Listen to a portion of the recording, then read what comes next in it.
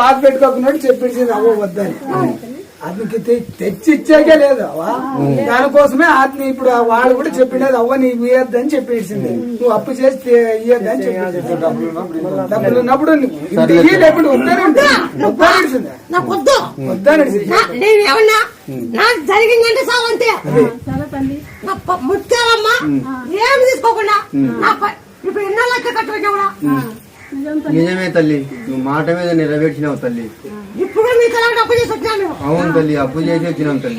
అప్పు చేసి వచ్చినాం తల్లి. నిజమే తల్లి, అప్పు చేసి వచ్చినాం తల్లి. ఇప్పుడు కూడా 4,000 అప్పు చేసుకుని తీసుకుని వచ్చినాం.